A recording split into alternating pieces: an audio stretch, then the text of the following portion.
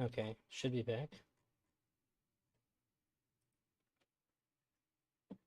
Okay, good, good, good. I don't know why that crashed it. That's stupid. Okay, uh, there we go. All right. Oh yeah, I have to.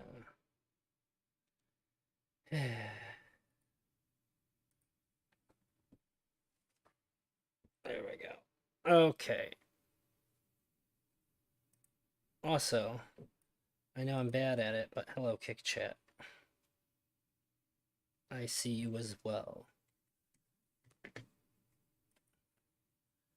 Just settling in here. Ugh. It's been a little bit. Ugh. Panels don't count. Been trying really hard to get more into swing of things, but I was really focused on getting this job. And when I wasn't doing things to help me get it, I was freaking out about whether or not I would get it. So, ugh, took a little bit. So, while I was at work today, Mr. Girl did a stream, and uh, part of the way through it, I was like, "Oh no, this is like a really good interview guest. I think he's pushing too hard, and this guy's gonna leave." And I didn't want that. And then Mr. Girl, he stopped pressing on the subject of drugs, like prescription drugs, with the psychiatrist he was talking to, and it ended up going pretty well. Um, it seemed a lot more believable when this guy said, like, kind of like, "That's my time, I gotta go." And I was like, "Okay, cool, that was good." And then I commented on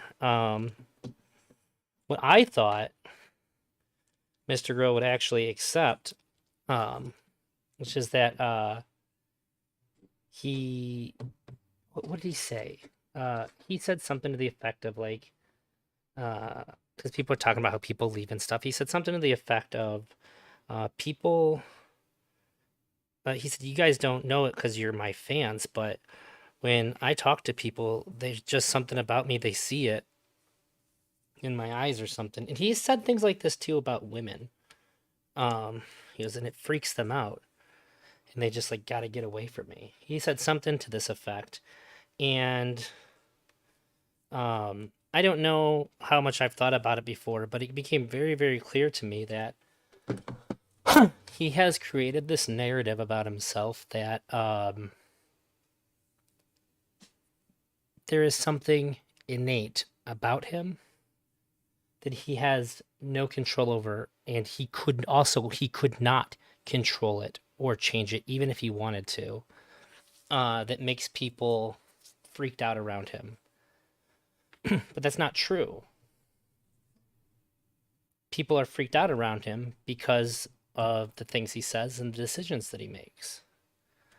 I'm going to talk to him about it at the next hotline that he has, but um, I think that he's going to try to avoid having the real conversation. I think he's going to say, like, well, you can't, he's going to do the determinism thing, like, well, if that's what you chose to do, then that's the only thing you could have done. And if he does that, I'm going to be really disappointed because it's very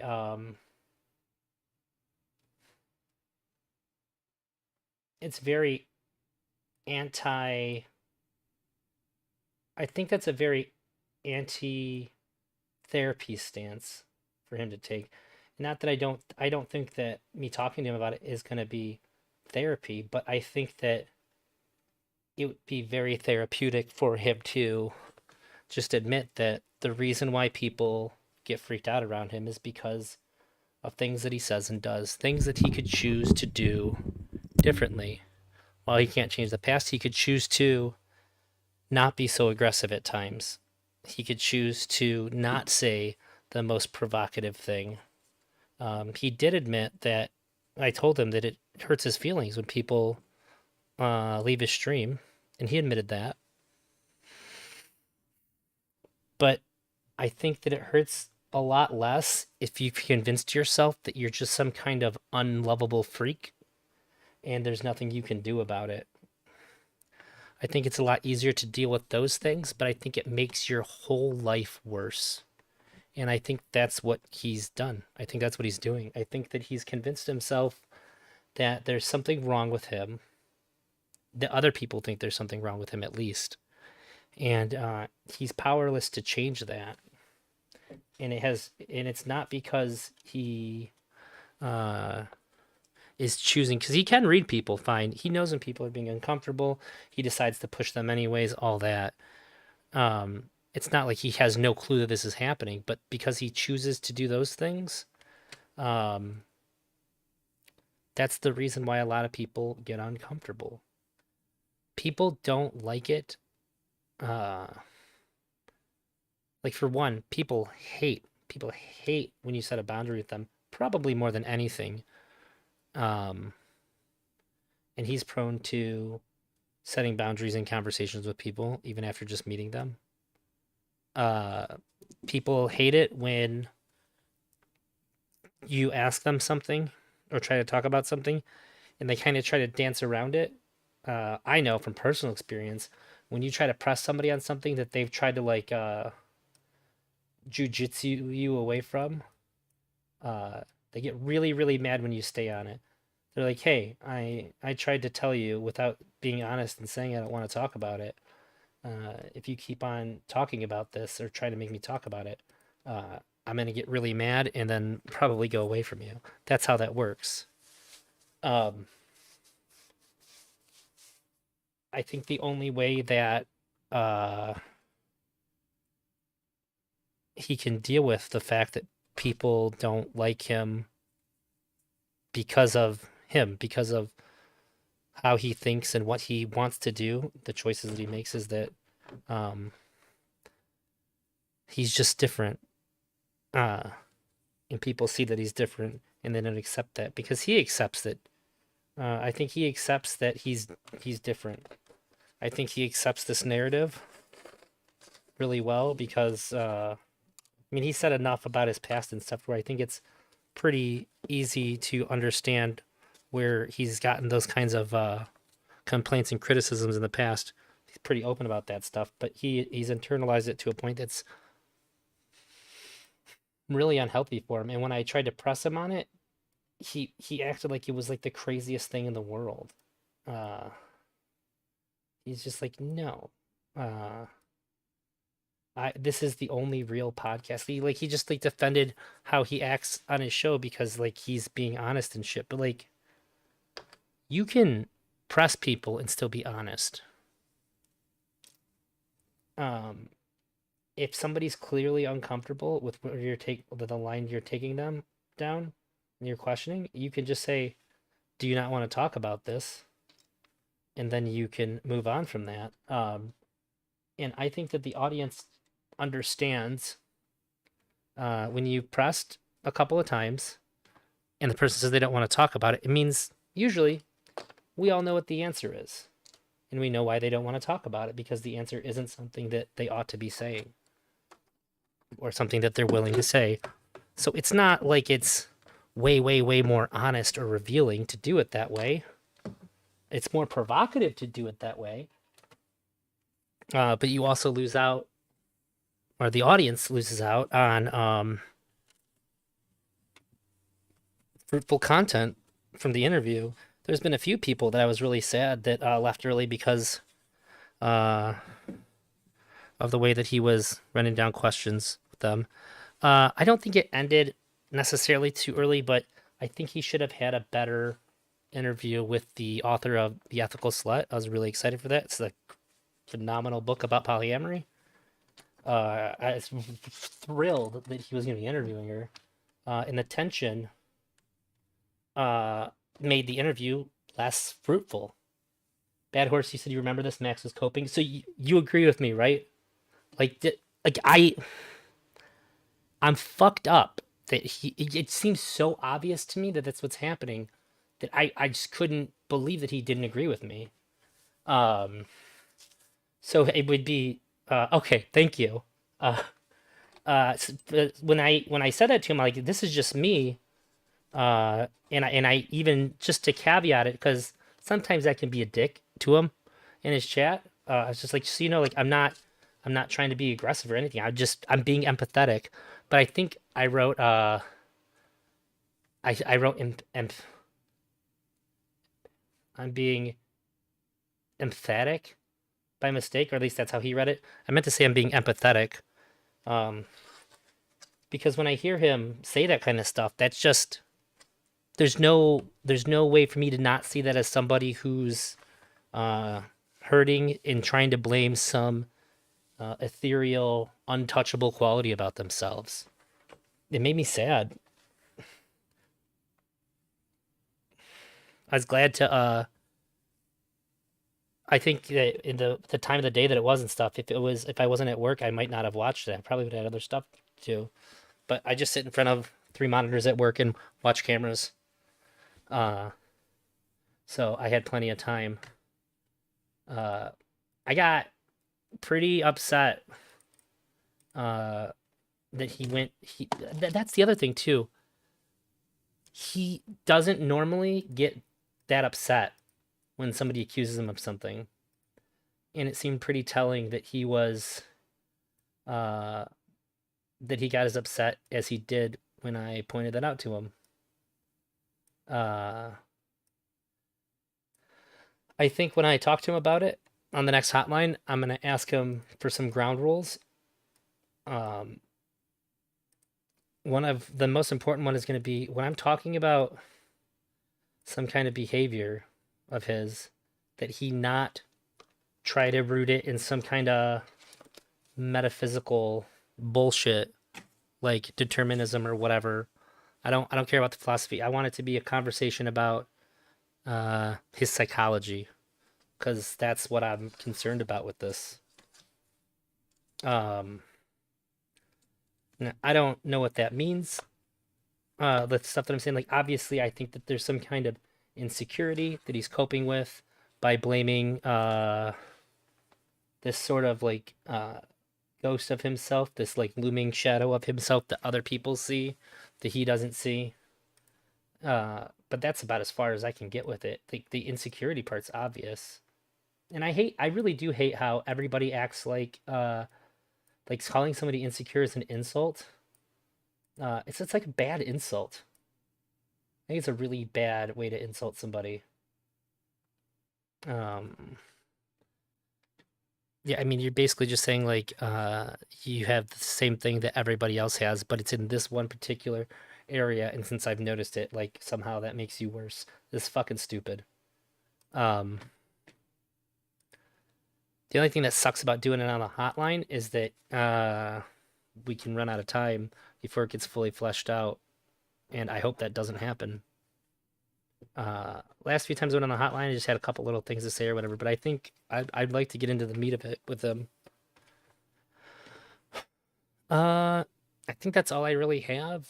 Uh, I think that's all I can really pull out of my mind about it, just talking to myself.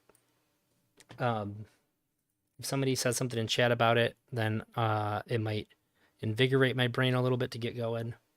But I have not seen his. There we go. I haven't seen his interview with Talk. this guy. Jesus Christ, that's loud. I can't exit. Bioethics with Jacob Apple. I think it's Apple. A bunch of people said it was really good. I've seen some pretty positive reviews of this conversation. Reviews, so to speak. Hey, leader. And so I'm pretty excited to watch it. I've saved it just to do this. He also has the lab one. I don't know if I have the lab one in me. We'll see how it goes. I want to, but if not, then maybe tomorrow or the next day. Yesterday, I wanted to stream yesterday. I came home and I passed right the fuck out. I didn't sleep very much the night before Monday. But yeah, that's basically my thoughts about why he does that. Um, and I think that from now on, when a guest leaves, I'm gonna think about it more, and hopefully, after I talk to him about it, he'll think about it more when a guest leaves too. He said, uh, ironically, he said that after from now on, when a guest leaves, he's going to talk about how that guest hurt him. And I actually think that that's like unironically great. It'd be good for him, I think, because of what I think, but also I think that his audience would fucking love that. Tell me you wouldn't like to see like 30 minutes of Mr. Girl talking about why the last guest hurt his feelings. I'd be so there for that. About bioethics. That sounds really mean. It's not that I want the guest to hurt his feelings, but I'd rather have him be honest about it. How's it going? Great, good to be here. Thank you for having me. Yeah, howdy You're leader. welcome. Thanks Tertium, for coming. bad horse, I've addressed Okay, I you. want to have a little meta conversation first. God damn. 8 seconds in. This is gonna be my jam. If we're going meta this early, I'm gonna be all about it. Sure. I think I'm going to start doing this with all guests, but can I ask why you are Oh, here? Why do you want to go? I should know this already, but on this the stream that he did today, he said that he thinks it's bad to ask this why you're here because he thinks it traps them. I think that was the first thing that tipped me off too. He feels like he's trapping his guest in with him. Uh, yeah, there's definitely there's a mess there. Go on a podcast or my It needs to get podcast sorted. or what's your a mission or agenda if you have one? Sure. So that's a very fair question. The easiest answer, I'm a very accommodating person. So when people ask me to be on their shows or write an article We need a Discord Mr. Girl bingo card. You make it and I'll put one up on the screen. for them, unless there is some glaring red flag, I say yes, it's probably, as a psychiatrist myself, some early Oh, childhood experience that makes me not want to offend anybody.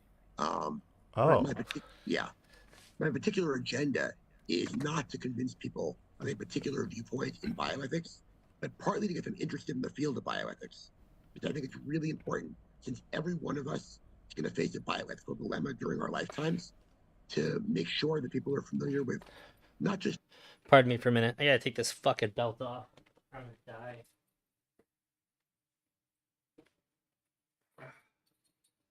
Christ. Tell you what, my fat ass hates wearing belts at work. Small price to the pay. ideas, how to think about them. And secondly, in a world that is very polarized, I think it's really important that people understand that people who disagree with them about these challenging issues aren't idiots. Just want to make sure I know. Pardon me. Sorry. Bioethics. Bioethics is the study of ethical, social, and legal issues that arise in biomedicine and biomedical research. Oh. I think I had the wrong idea about what that meant. Hey! They simply start with different premises to pick up different conclusions. okay.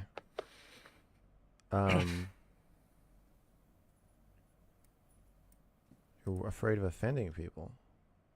Well, so you're saying that you're here out of guilt, In a partly. way, and it's ironic because the topics I write about are very controversial.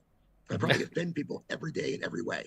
But when somebody asks me to The give them a the favor direct or yeah, interpersonal. exactly. I try to Yeah, be a nice person.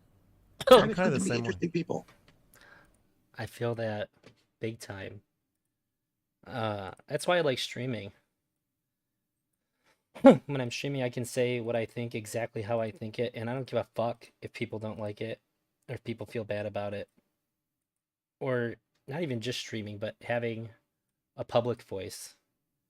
Um, Only with a select few people, like maybe my wife, can I really uh speak my mind, and while I'm speaking my mind, uh know that the other person can take care of themselves. And if they can't, and if she can't, and then afterwards I'll take care of her when I don't need to just be looking out for myself. Meta brings up Plato's card. Pedophile, empty space, talks about nurse. Wait. Oh, you're saying for the bingo card. Meta brings up Plato's card. Pedophile, empty space, talks about narcissism. Doubt psychiatry, physics, destiny. Level 1 versus 2 versus 3. The levels, sure. Pauses for a long time, gets aggressive. You need the Mr. Grill stare. I thought that's what you meant, Plato's Cave. The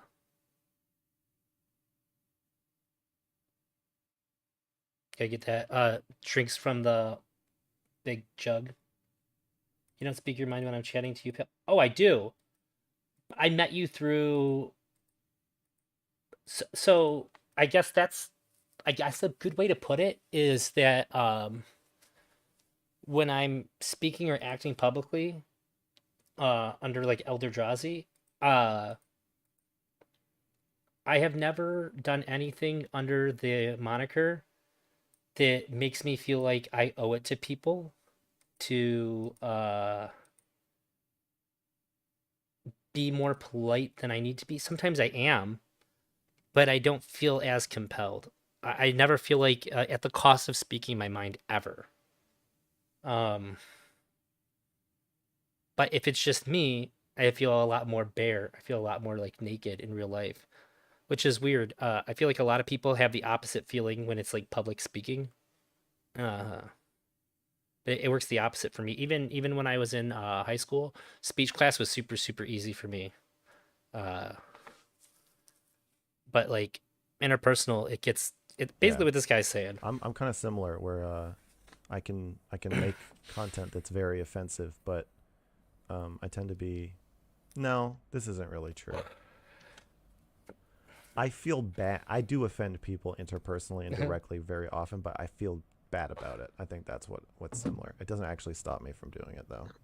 That's reasonably healthy. Probably healthier than my approach. But I looked up your show. It seemed like a good show. It seemed interesting. I figured, what Oh, do I have to lose? Oh, I don't know. A lot of guests freak out and leave. I Um, will try not to do that. what's fine if you do. You know what? I will be offended, but that's your prerogative. oh, he says that. Okay, I missed this. Fuck. I felt like I was saying something interesting, but he already said it. Yeah, he Yeah. will. He will be offended. Um, Um, but what I do they have mean, to they are lose? I don't famous know. last words. Yeah. I mean, they are famous last words. I'm sure General Custer said the same thing, but Which part? about what do I have to lose? Oh yeah, yeah. Um, okay. I think. So my audience probably wants to have me ask you things that you're not normally asked. Sure. That makes sense. I mean, I think every interviewer, audience member wants that. Yeah. I mean, it'll be a challenge. Okay. Um, I think the thing that jumped out at me the most from watching an interview you did was you said that you think philosophically it would be morally okay to kill babies after birth because they're not fully conscious. They're not conscious enough that you would describe them as like actually alive. You're basically saying they're still fetuses after birth. Am I fairly You're representing in the your right view? ballpark. So there's a Okay. long school of I like this guy. My hottest take is that I don't value babies more than I value like adults. This thought in guy's this area. legit. Peter Yeah. Singer is the most well-known philosopher on this. That life meaningfully begins its sentience when you can experience interaction with the people in a way that you communicate and understand them and have a theory of mind.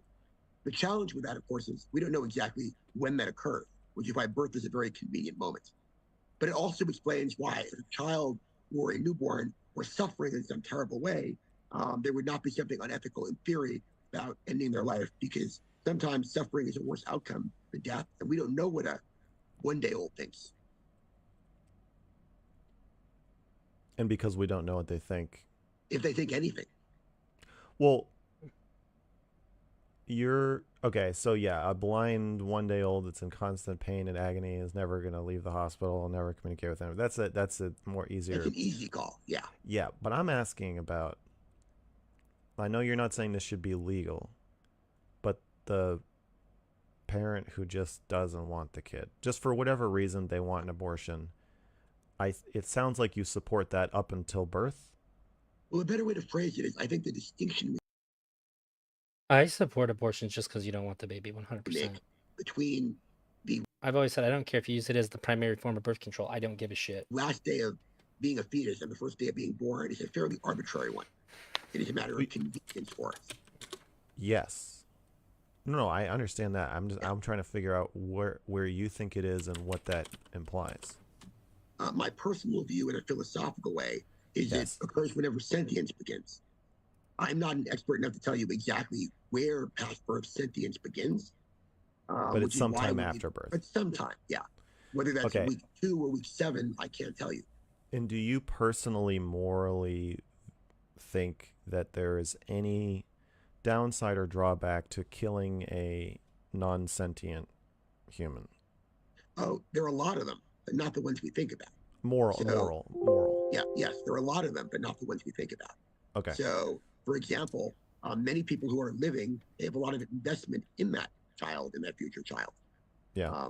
So if I'm going to have a grandkid and my child ends its life at day 2, that can have a great deal of moral impact on me. We have a population crisis in the world with an aging population.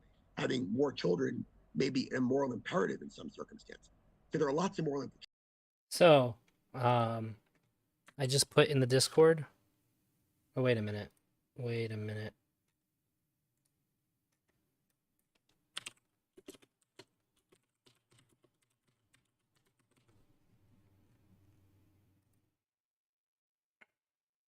Yep, I gotta take a screenshot over again.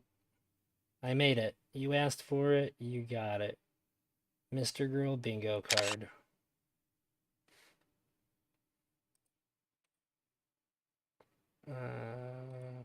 Copy it.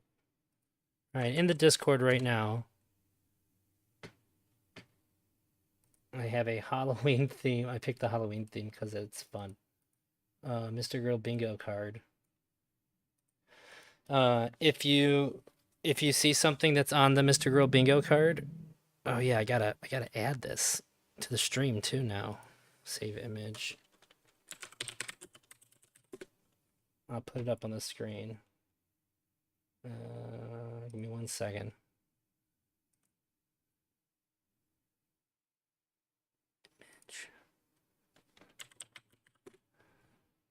Browse.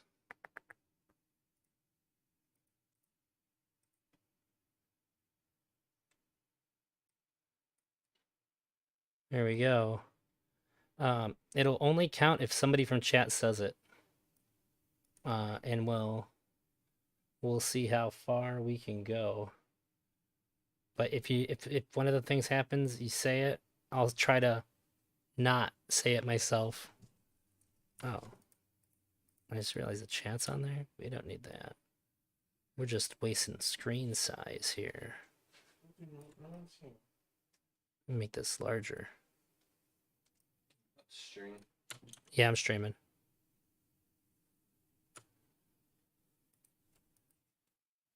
So yeah, if you see him mention any of the things, just say it, and I'll put a mark on the But the one we bingo have to think card. about is some sanctity I'll have to think about what happens if there's a bingo.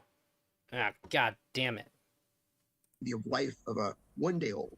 Yeah. And that's the one that's philosophically problematic.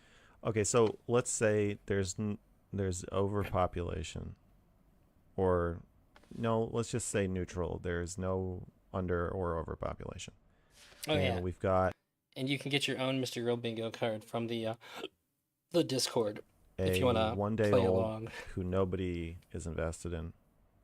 Nothing wrong with them, but Right. no, But they have a parent in a non-attached world with no sociological implications. Then I don't see any philosophical problem with killing them. Yeah. We wouldn't want them to suffer in the same way I wouldn't want an animal that was killed to suffer.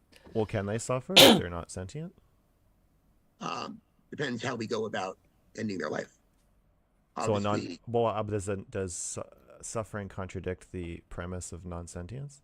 No, I think sentience, as it's defined by philosophers like Singer and Savulescu and others, would allow for suffering. Animals suffer. Okay. So a non-suffering post-birth abortion is morally okay in that specific setup. Yes. but obviously logistically very problematic logistically, in the current world we live in. yeah, in the world of sentimental fools. Wait, Yes. so do you okay? Right, I'm gonna let this run for a minute. I need to get some water, but I'll be right back in like a second. Do you have an emotional? Tell me if these questions get too personal. Do you have an like, and I will, and I'll be very offended, but though if you say that they are, do you have an emotional reaction to the hypothetical I just gave you? Of course. I mean, I like little babies in the same way I like cute little puppies too. But you're asking me a philosophical, rational question, not what I would personally do if I had a baby. Yeah, no, I know. I don't mean your baby. Yeah. I mean, do you have But an about somebody emotion? else's baby, like if you asked me to go around with a rock hitting babies on the head that belonged to people who wanted them their lives terminated, I wouldn't want to do that. That doesn't mean it's got a philosophically acceptable premise. It just means there are things that viscerally I have been brought up to not like doing. Yeah. Do you view that as a good? Okay, so what I'm trying to get at is that it seems that a lot of our morals are derived from emotional reactions, Of course. and I'm not sure I understand how you feel about that, or if you think that's a good thing, or if you think that our morals are perverted by emotional reactions, or informed by them, or they should be informed by them. They should not be informed by them. So that is Yes. like Leon Cass's theory of the yuck factor, which I strongly disagree with. So there are things that I may viscerally dislike that doesn't make them wrong, and vice versa. Based. So the fact that I find it viscerally unpleasant doesn't have any implications on its morality, but it does mean that I've been brought up to find it viscerally unpleasant. I like this guy. Hey, Arthur Porter. Okay.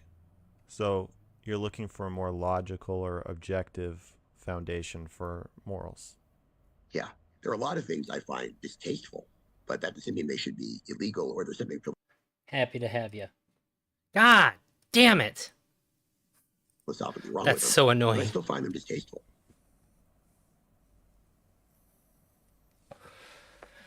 Okay. What are We'll give you a the really good example. So there was a man in Scotland Also, I'm not ignoring you for once, Kick Chat. You're up on the screen. I can see you. a number of years ago. I may get the exact details wrong, but the gist of it is as follows: who earned a living masturbating dolphins for tourists. I know your audience is probably thrilled they finally got masturbating dolphins on the radio. no, they're Wait, They're masturbating gonna dolphins? Is that on the bingo card? God damn. enjoy this. Go ahead. Fair enough. Missed So- opportunity. In this situation, as I understand For it, tourists? for tourists, the man earned a nice living charging tourists money to watch him do this. The tourists were happy because they got their whatever they get joy out of watching The entertainment. dolphins are happy. The dolphins, it turns out, actually were happy because they came back from war. Of And my course. understanding is it did not damage the reproductive abilities of the dolphins. They still like other dolphins. The man made a nice living doing this. So the British authorities at one point, I think actually the Scottish authorities, considered penalizing him. It was actually a violation of criminal law in Scotland. This to me is a perfect example of something that I find somewhat distasteful. If this man came over to my living room and wanted to do this, I really would not want him doing it in front of my family. On the other hand, there's nothing Well, philosophically wait a or second. morally wrong with it. Hold on. There's I don't a big think that's difference. Fair. You wouldn't want anybody masturbating in front of your family, human or non-human. That doesn't mean it's distasteful. It's just No, that's a fair point. But I'm not even sure I'd want this guy having dinner at my dinner table. We've interacted on Twitter before. I'm the dude who quits MTG because they banned Twin Modern 2 weeks after. A man after my own heart. I don't know if you saw, but last week I was on a panel about Hasbro, and then afterwards I had a medium-length debate with somebody about Cynthia, the ex-CEO of Hasbro. They seem to like her. And I know she's the devil. Yeah, I feel you. And it is absolutely criminal. The Splinter Twin is still banned. It's fucking insane. After Modern Horizons 3, we've seen the spoilers. They better fucking unban. They have to. They have to. Something about Oh, and that asshole also defended Twin still being banned, which is fucking insane. it is very untoward to me. To my non-Magic viewers, I'm sorry. If you know, you know. My rage is because I was brought up to justified. view that human beings having sexual interactions with animals is kind of unpleasant. But But philosophically, would you want somebody whose job was to just masturbate like on camera in having dinner with your family? Oh, just to put it real easy, you can blame Cynthia for overprinting Magic 20, the State of Secret Layers. That's her. that's a harder question. Probably not. It would not be viscerally objectionable to me in the same way. Really? Yeah, and I can follow up your point. There are farmers engaged in animal husbandry who do this for a living, and somehow that viscerally doesn't bother me in the same way. I was thinking about how when you said the dolphin thing, there's people that actually get paid to jack off horses and then like put the horse's dick into the female horse. Uh, that weirds me out more than the dolphin thing for some reason. Because they're And not yet doing it for fun. there's no bearing philosophically on the morality of what the man is doing.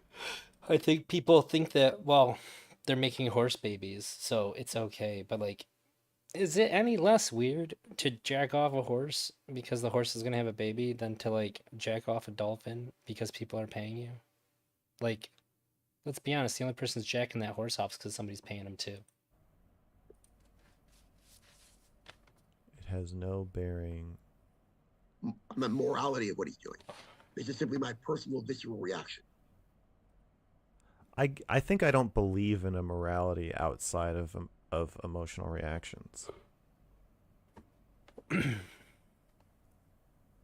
So I'm trying to. I mean, what do you mean by believe in it? I mean, I always think of the old anecdote about the lawyer who asked the farmer, "But do you believe in baptism?" And the farmer says, "Believing it, I've seen it." Do you not believe in it? Like you don't believe other people experience that, or it's not your personal experience? I'm saying I don't think it is coherent or internally consistent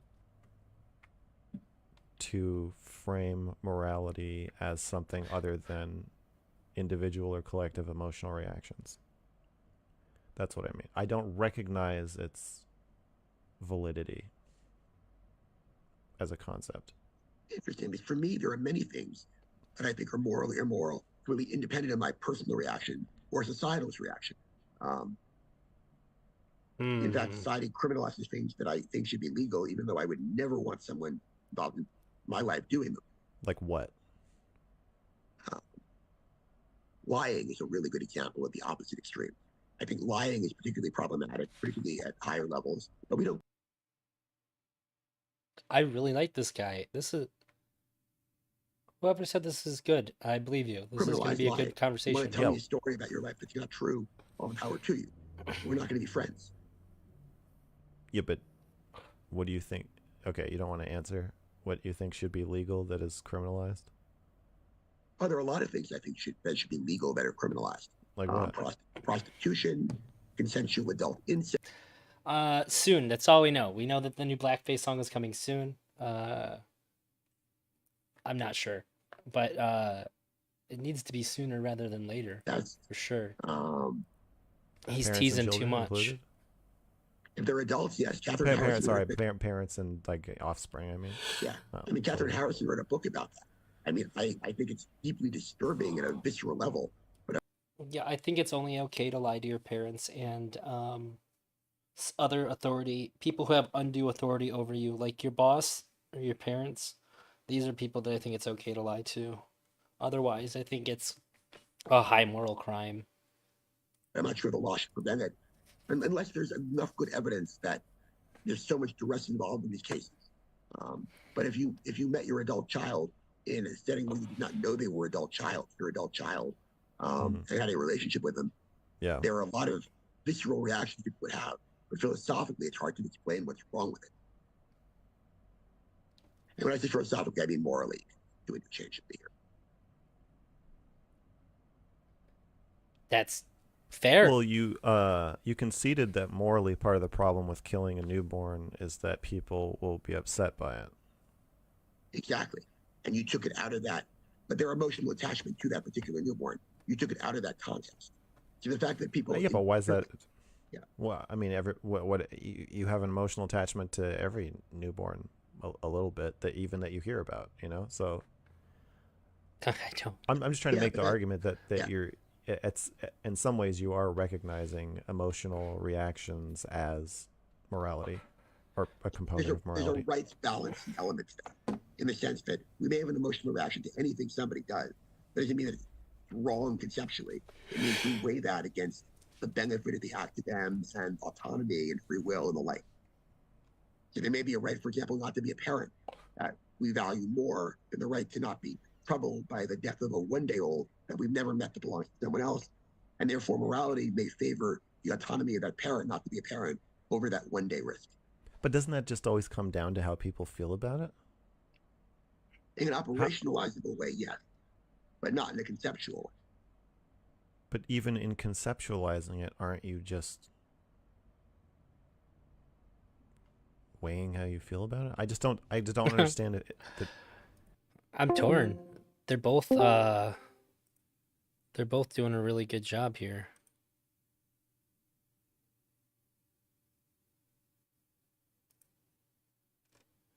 I'm not sure whose side I'm on. The idea that But I really like the things this guy's saying. Mr. Girl's counters are pretty good. there's a non-emotional way to evaluate such abstract concepts as like abortion. See, it's Well, okay, I take it back. I'm more on the bioethicist's side. I made the card. Yeah, you can nab one from the Discord, and if you point out that something on the card got mentioned, I'll mark it. And I don't know, I'll do something special on the next stream if we get a bingo. I think that you can evaluate something philosophically. You can philosophically evaluate the moral weight of something non-emotionally. That's not the same as saying that you'll be emotionally dead to whatever it is when you're doing it. It's just that you can't evaluate anything without emotions. You just have emotions.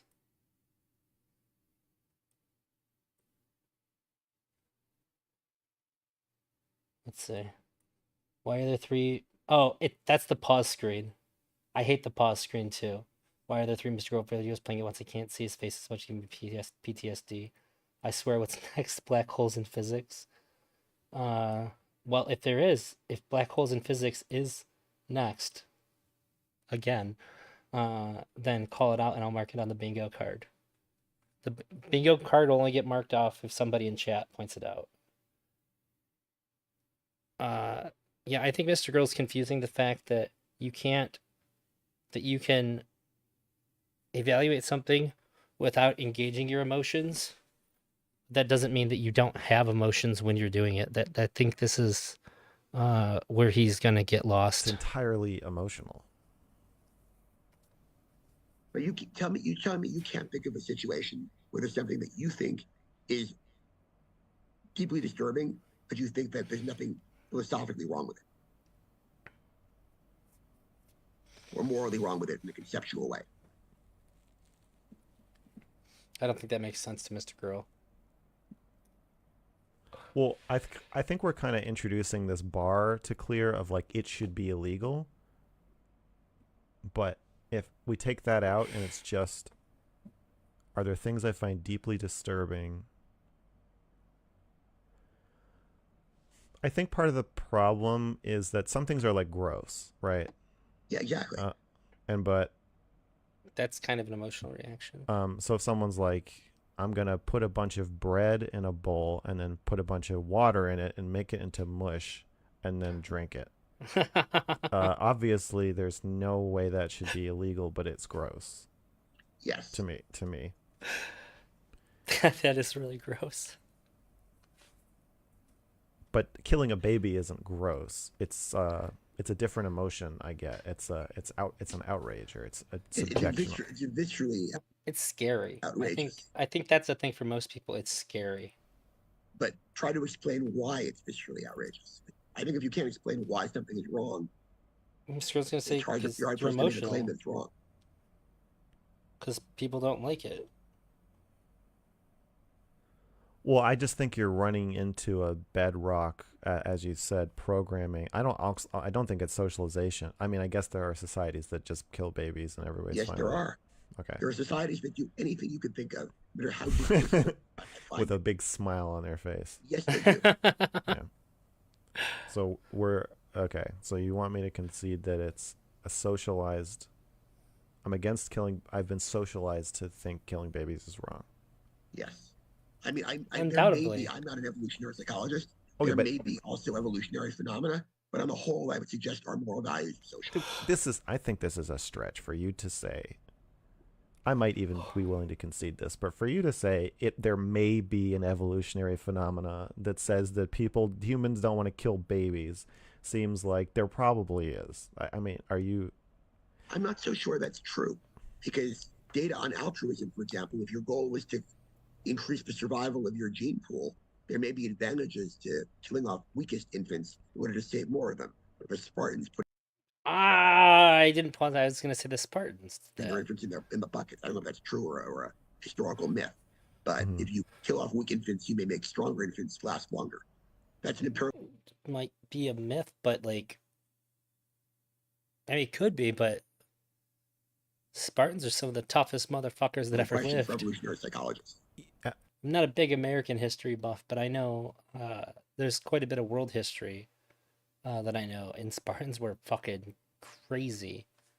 Like, we have movies and stuff that that fantasticalize. They make it a bit more fantastic, but like, they're fucking insane. Uh, and probably eugenicsing their babies had something to do with it.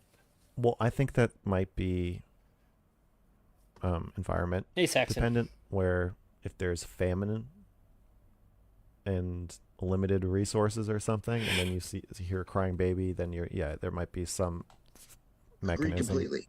Yeah. for like, oh, So there we may should be kill the some baby. circumstances where it's evolutionarily designed to protect children, others where it's not.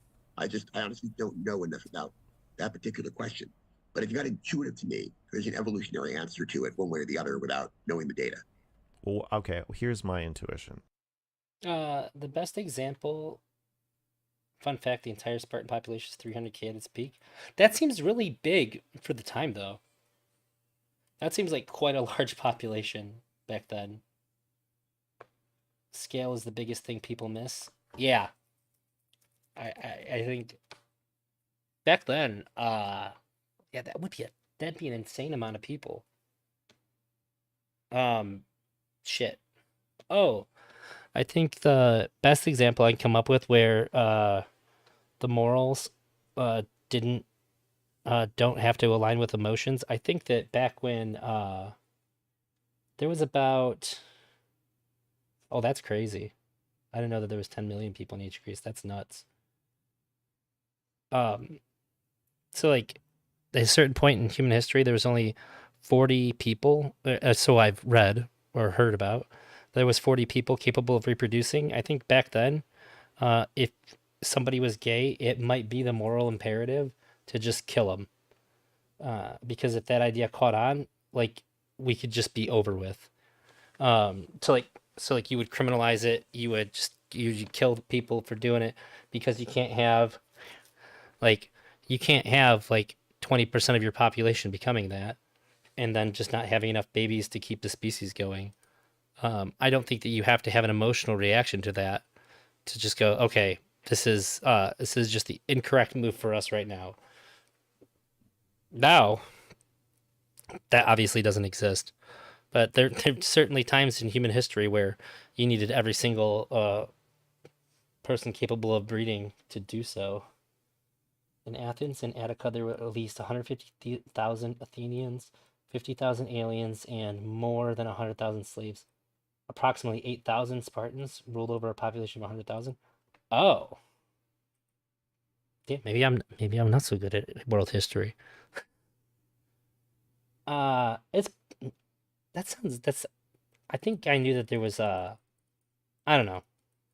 I read a lot about this stuff. Like I'm old. Oh my god, I'm probably getting close to 20 years ago Is now. that you have a sphere of altruism It's still around very you. impressive. and the less food there is and the less water there is, the smaller the sphere gets until it encompasses maybe just you and your children. And then if you water the sphere, it gets bigger until, Bill Gates.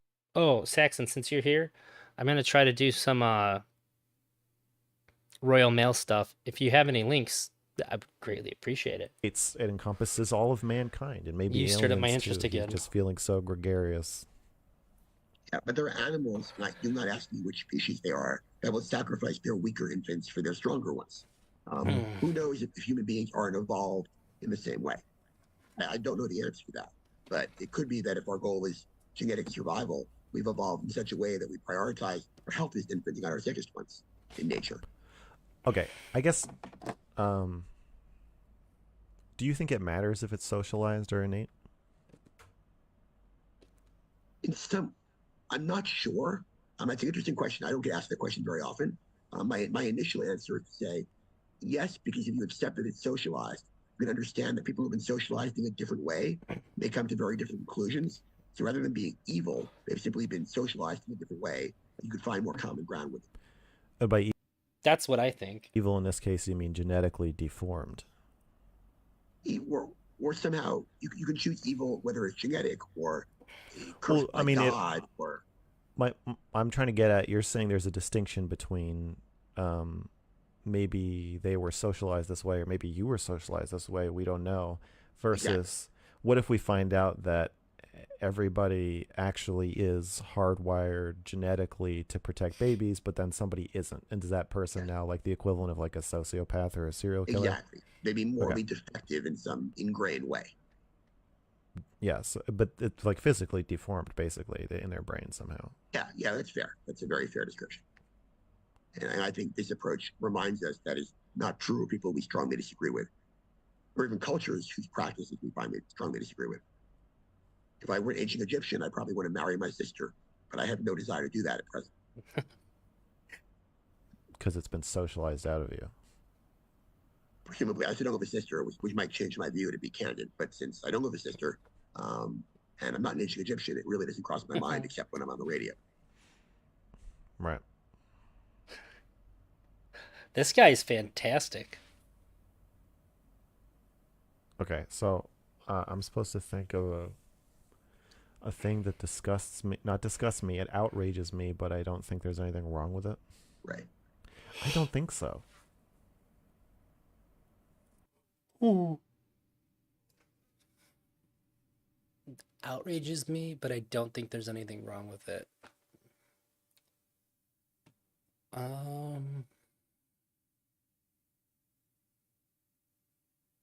That is pretty tough. I have to think about it. Are there common examples, or do you think lying is wrong and it upsets you?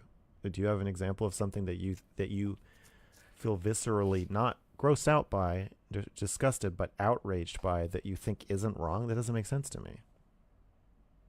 I can give you a really good example. When there are cultures that eat dogs and cats, I find that viscerally kind of outrageous. I really like dogs and cats. The idea that dogs and cats have like a flavor is deeply distasteful to me. Pardon me. I think that it's wrong, so I can't use that. On the other hand, philosophically, why eating dogs or cats is particularly different from eating pigs or cows is very hard for me to. There is no rational explanation. But this is what I'm saying, is you keep coming up with these paradoxes, and I'm saying that the resolution is that there isn't a rational explanation of why anything is immoral. It just comes down to how you feel about it. I guess in the abstract, as an individual, you're making the case, but we have to operate in a society where we figure out how to make rules. I can conceive. I think churches tend to fill me with a lot of outrage, the amount of money spent on churches. But there's nothing wrong with it. I think that's probably it for me. I hate seeing stained glass on churches, or like giant Jesus crosses in churches. It seems like it goes against everything that the institution itself stands for, but they should be allowed to do it. I just absolutely hate. I think it's awful. I think they should be doing something better with their money to help their followers and stuff. But they have every right to do it. Uh, I wouldn't force it upon them to do differently. But I think These are it's things wrong. I find viscerally outrageous, but I don't think to be a blanket rule for everybody. Yeah, but what rule? But in that calculation, Yeah. you're just weighing how people feel about it. You're pro-choice, and the pro-choice calculation is, yeah, it's upsetting to think that people are murdering babies, and that hurts everybody to hear about. But it's not as upsetting as being forced to have a baby you don't want to have. Exactly. And so, Perfect description. but that's the calculation. It's still just about people's feelings. It's just that you're weighing emotions other than your own. But are there cases where you and everyone else agrees that something is viscerally objectionable and horrible, and yet somehow it's still morally okay? It just seems like it all comes down to emotions. I mean, I think the difference for me is there are some things where I can rationally explain why I think something is wrong, and there are other cases where I can't. And if I can't, it's sort of like a visceral, emotional But response. but I think you're okay. Let's go through. You can give me an example if you want, but I think your rational explanation is always going to come down to it upsets somebody. Even the baby, you're like, we can't kill it until we can't once the baby's capable of being upset, then or having a sense of what's happening, then we can't kill it. But like, is there? Can you give me an example of this I mean, calculus that boils down to something different? presumably because we believe there's some inherent value in autonomy and self-actualization and life past sentient. Obviously, if you don't believe any of those things, everything is subjective. That is, I don't believe like there's some God on high with a code of commandments saying this is right and this is wrong. So in that sense, all morality is constructed, but that doesn't mean all morality is the same as our visceral reaction. But if it's constructed from visceral reaction, if the building blocks of morality are visceral reactions, then it to me it just is a more complex construction, where you say, yeah, you find gay sex disgusting or awful, but most people don't, so chill out. That's you're still, both sides of the scale are still just emotional visceral reactions. It's just that you're advocating for weighing a lot of them instead of just yours. I think there's a problem with his logic. If you're outraged by something, um, even if the source isn't emotional, once you're outraged, you will become emotional about it. I think they should talk about, or the Jacob Apple should talk about whether the emotions is the precursor to the outrage or a result of the outrage. I think that's where this gets a lot more interesting. But some arguments, there's no room for rational thought in that approach. Some arguments are simply more persuasive than others. I think I don't know if outrage isn't the same as rage. Outrage is like this call to action. I think when you're outraged, you are moved to act against something. That